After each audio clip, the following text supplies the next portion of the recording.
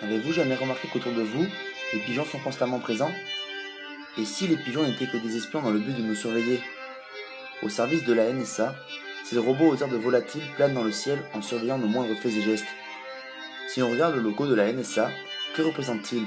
Un oiseau, comme le pigeon. Le dernier pigeon voyageur est mort en 1952.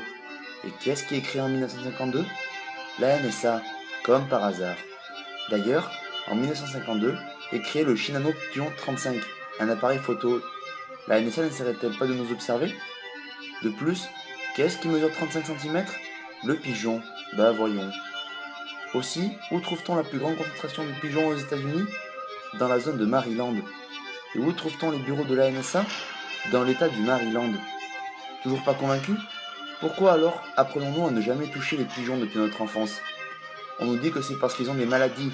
Mensonge. C'est pour éviter d'endommager les drones. Aussi, n'avez-vous pas remarqué la façon intrigante qu'ont les pigeons de marcher? Quand leur corps avance, leur tête reste stable. Pourquoi? Pour la stabilisation de l'image. N'avez-vous pas suivi la polémique concernant le gouvernement chinois qui surveille sa population avec des drones ressemblant à des oiseaux?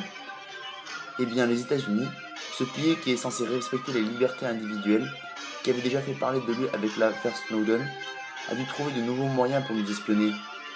Les drones pigeons, avec une technologie bien plus développée et bien plus réaliste que celle de la Chine. Les États-Unis récoltent toutes nos données personnelles. Mais qui sait? Peut-être que d'autres États comme la Russie en sont déjà à ce stade de l'espionnage, comme dans la vidéo de Vladimir Poutine. Un oiseau le salue. Maintenant, vous ne pourrez pas dire que vous ne le saviez pas.